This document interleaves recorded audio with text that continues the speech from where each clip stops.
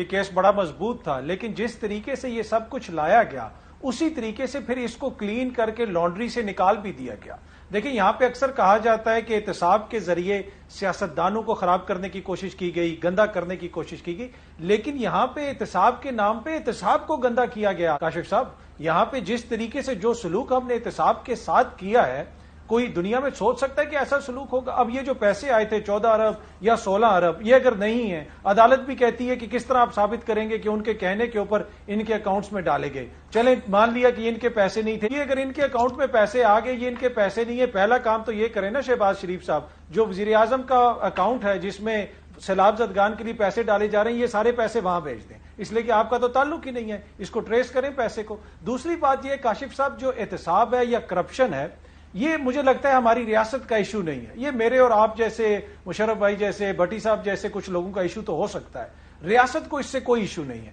اور یہ معاشرے کے اندر بھی اس کے اندر اس طرح کی ہمیں آؤٹ ریج نظر نہیں آتی۔ جب ایک اسحاق ڈار صاحب جیسا شخص جو 5 سال سے عدالتی مفرور ہو، وہ اسپیشل طیارے کے اندر بیٹھ کے لینڈ کرے پاکستان کے اندر، آپ کو کتنے لوگ باہر سڑکوں پہ نظر آئیں؟ کتنے لوگ آپ کو احتجاج کرتے ہوئے نظر آئیں؟ لندن کی سڑکوں پہ لوگ ان کے خلاف نعرے بھی لگا لیتے ہیں، آج نیو یارک میں بھی اسحاق ڈار صاحب کا استقبال ہوا، لیکن پاکستان میں کتنے لوگوں نے آؤٹ ریج شو کی ہے؟ تو کہیں نہ کہیں معاشرے کے اندر بھی اب معاشرہ اتنا بددل ہو گیا ہے اس ساری چیز کے اوپر، وہ سمجھتے ہیں کہ اب یہ نیا نارمل ہے۔ اب صدر علوی صاحب نے وہ بات کیوں کی؟ صدر علوی جن لوگوں سے وہ بات کر رہے ہیں، اگر وہ سازش کے بیانیے کو لے کے آگے چلیں گے تو سازش تو پھر بہت مختلف ڈائریکشنز میں جاتی ہے نا، امریکہ میں بھی جاتی ہے، پی ڈی ایم پہ بھی جاتی ہے، کہیں اور بھی جاتی ہوگی، تو صدر علوی صاحب نے تو چیزوں کو لے کے آگے چلنا ہے، اور ان کی خواہش یہی ہے کہ لانگ مارچ نہ ہو، کیونکہ اگر لانگ مارچ ہوتا ہے اس سے اگر کوئی خرابی پیدا ہوتی ہے، خون خرابہ ہوتا ہے، تو سب سے زیادہ نقصان پی ٹی آئی کا ہوگا۔ اور مجھے تو لگتا ہے کہ حالیہ دنوں میں جس قسم کے ایکشنز لیے جا رہے ہیں،